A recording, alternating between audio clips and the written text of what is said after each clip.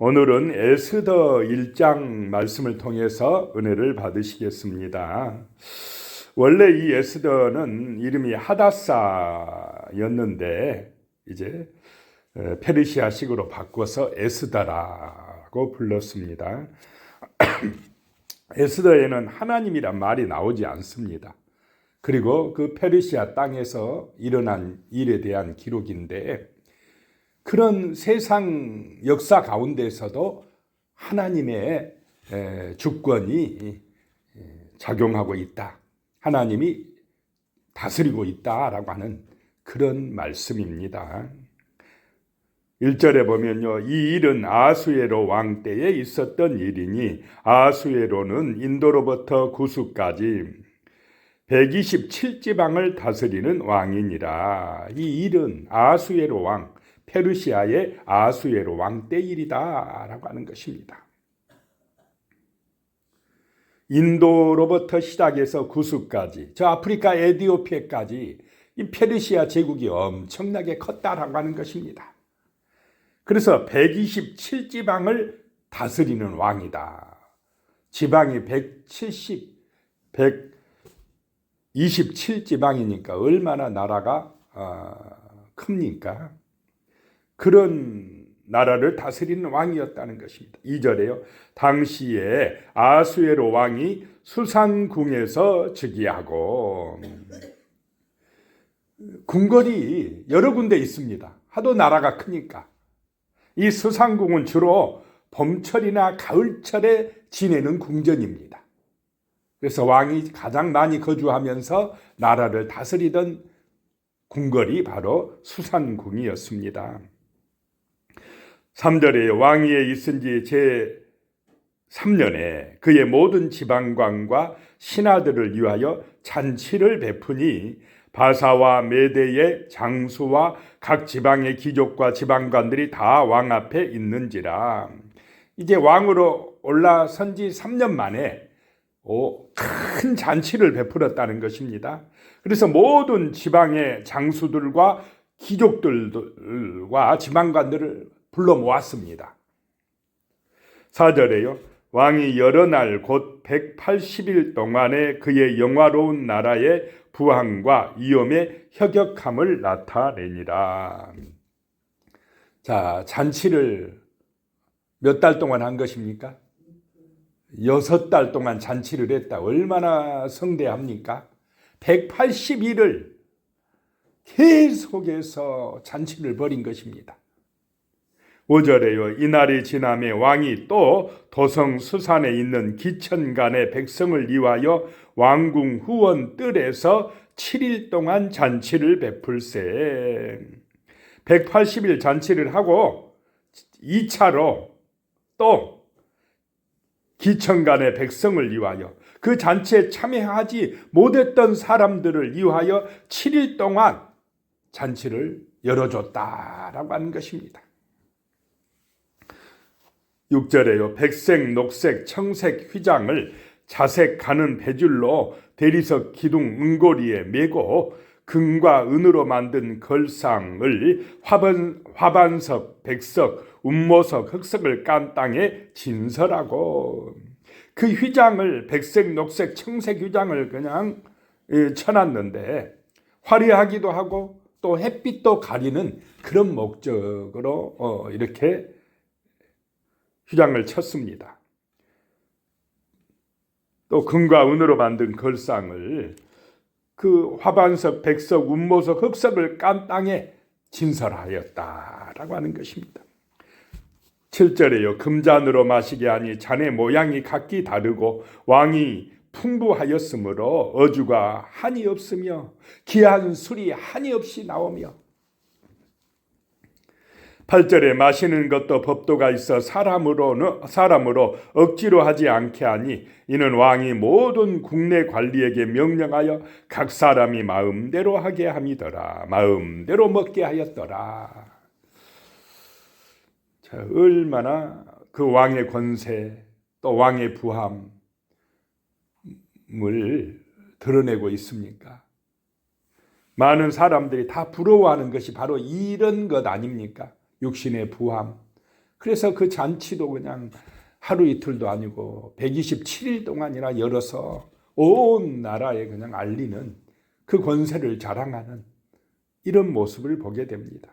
그래서 인간의 욕망은 이렇게 끝이 없습니다. 탐욕의 길은 끝이 없다라고 하는 것입니다. 그러면 그런 영광, 그런 부함, 그런 자랑 뒤에 참된 행복이 거기에 있느냐라고 하는 것입니다. 그렇게 잔치를 하는 그 가운데에서 어떤 사건이 터지는데요. 9절에 보면 왕후 와스디가 아수에로 왕궁에서 여인들을 위하여 잔치를 베푸니라. 왕후 와스디도 이제 여인들을 위하여 또 잔치를 열었는데 10절에요. 제7일에 왕이 중이 일어나서 어전 넷이 무망과 비스다와 하르보나와 빅다와 아박다와 세달과 가르가스 7사람을 명령하여 왕이 이제 술을 먹고 증이 일어났다. 기분이 좋아졌다라고 하는 것입니다. 그래서 자기 부하들을 불러서 명령하여서 11절에 왕후 아스디를 청하여 왕후의 관을 정죄하고 왕 앞으로 나아오게 하여 그의 아리따움을 뭇백성과 지방관들에게 보이게 하라 하니 이는 왕후의 용모가 보기에 좋음이라. 이제 왕비가 예뻤는가 봅니다. 그래서 지방관들과 백성들에게 자랑하고 싶어진 것입니다. 내가 이렇게 부자다라고 하고 이제 내 아내도 왕비도 예쁘다라고 하는 그런 자랑에 빠졌습니다. 그런데 그런 허영심이 드러나는데 무엇에 취해서 그렇게 되었다 이 말입니까? 술에 취해서 그렇게 될 때 문제가 생긴다라고 하는 것입니다. 12절에 그러나 왕후 와스디는 내시가 전하는 왕명을 따르기를 싫어하니 왕이 진노하여 마음속이 불붙는 듯 하더라. 술에 사로잡히더니 이번에는 허영심에 사로잡혔고 자기 자랑에 사로잡혔고 근데 그것이 안 되니까 왕비 와스디가 오지 않으니까 이번에는 뭐에 잡혔습니까? 분노에 사로잡혔습니다.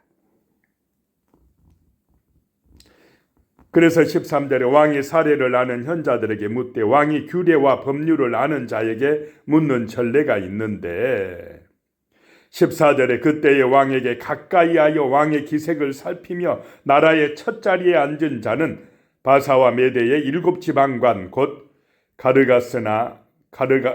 가르스나와 세달과 아드마다와 다시스와 메레스와 마르스나와 무무간이라.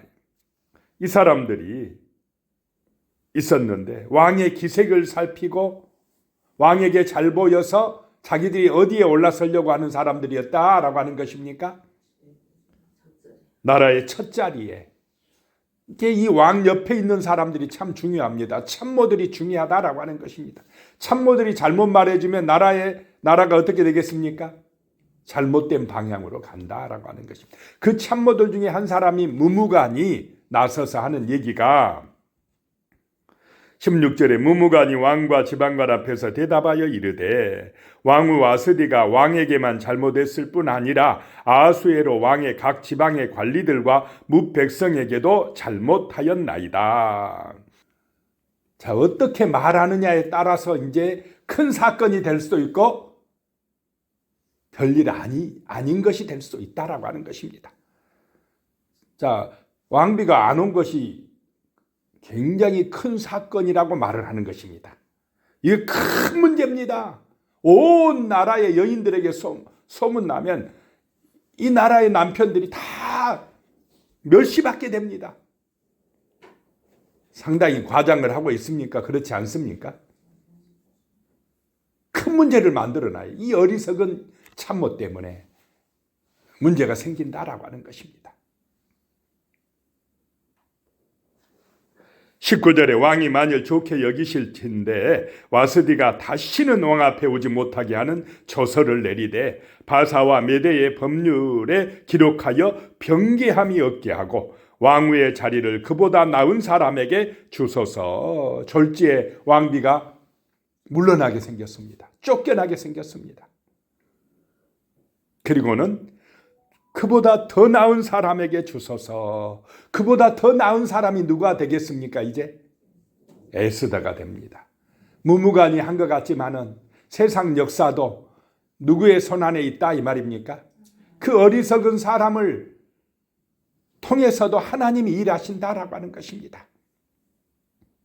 그래서 우리는 세상이 볼 때 참 왜 저러냐? 저런 무무간 같은 사람이 어떻게 권력 잡고 있느냐? 왕 옆에서 저러고 있느냐라고 하기 전에 그런 사람을 통해서도 하나님이 주권을 가지고 일하신다는 것을 기억하시기 바랍니다. 그래서 뭐 해야 됩니까? 성도들은 기도해야 됩니다. 하나님의 주권을 인정해야 된다라고 하는 것입니다. 20절에 왕의 조서가 이 광대한 전국에 반포되면 기천을 막론하고 모든 여인들이 그들의 남편을 존경하리이다 하니 21절에 왕과 지방관들이 그 말을 옳게 여긴지라 왕이 무무간의 말대로 행하여 그래서 조서를 온 나라에 내렸다라고 하는 것입니다.